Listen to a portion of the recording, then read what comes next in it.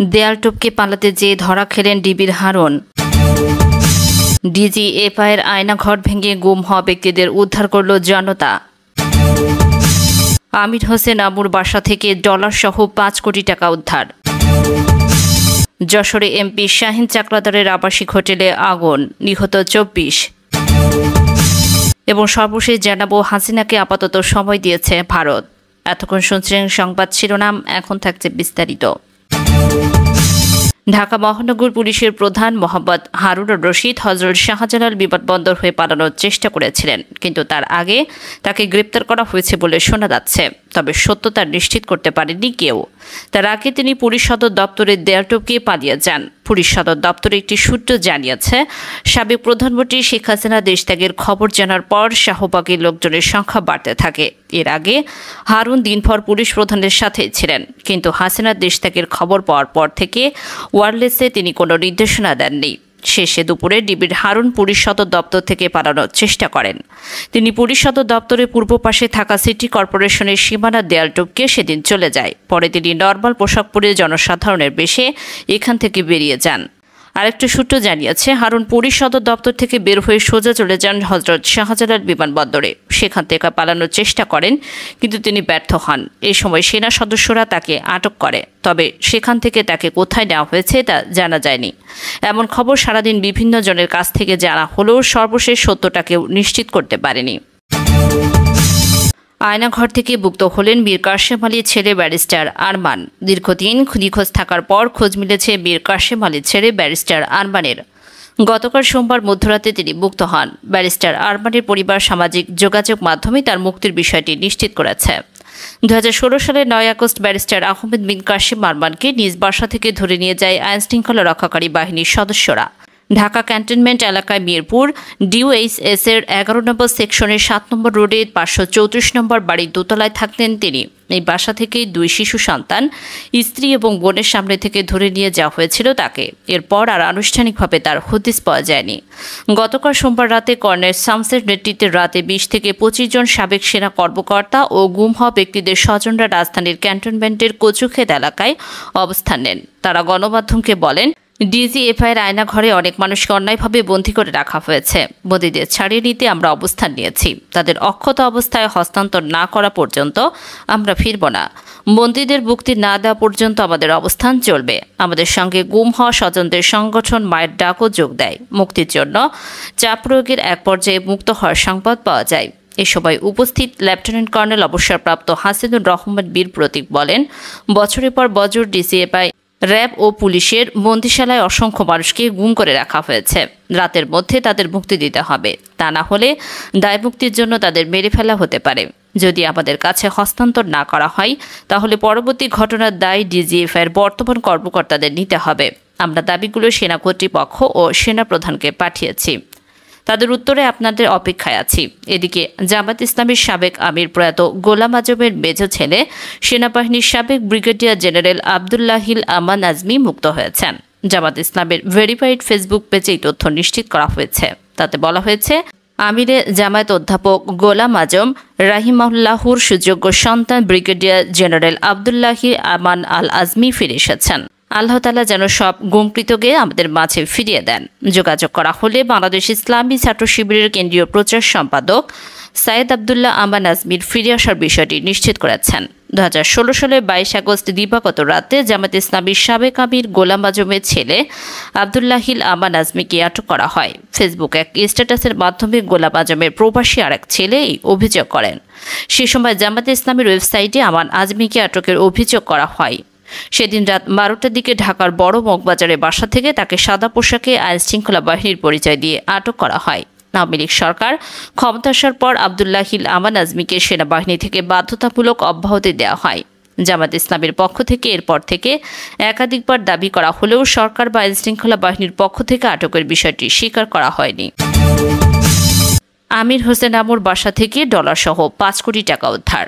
ঝালকাঠি 2 আসনের সংসদ সদস্য আমির হোসেন আবুর ঝালকাঠির বাসভবন থেকে বিদেশি মুদ্রা সহ প্রায় 5 কোটি টাকা উদ্ধার করেছে সেনাবাহিনী ও পুলিশ।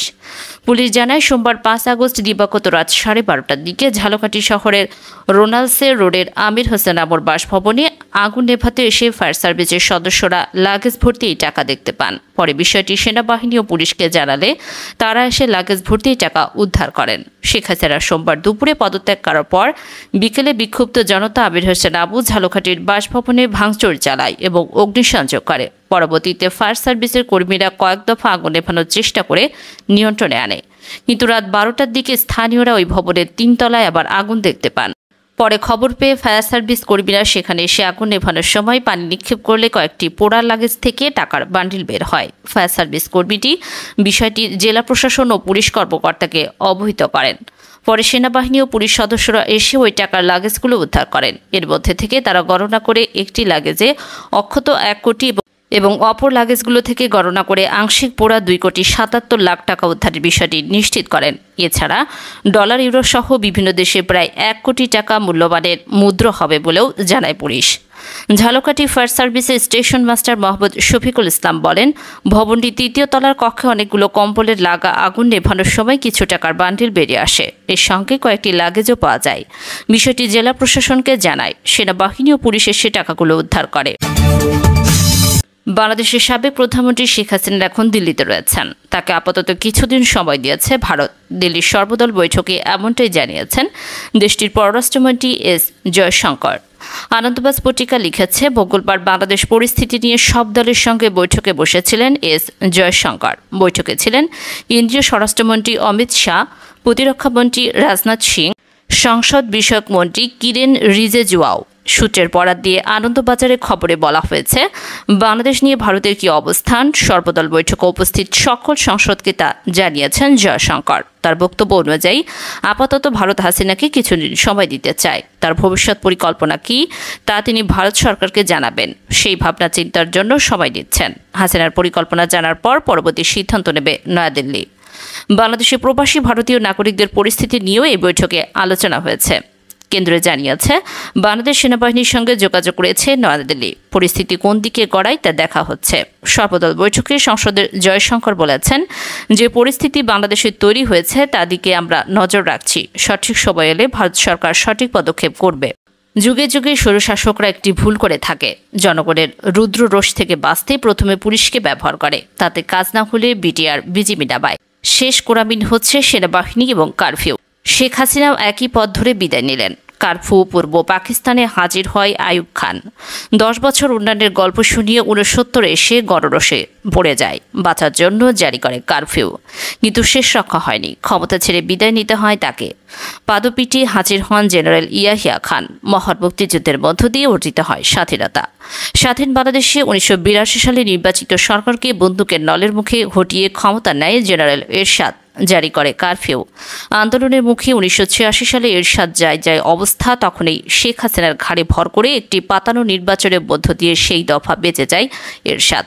অবশেষে ছাত্র জনতার একই রকম দুর্বার আন্দোলনের 1990 সালের পতন ঘটে এরশাদের। তখনও এরশাদ দুইবার কারফিউ জারি করে সেই কারফিউর মধ্যে এরশাদের পতন ঘটে।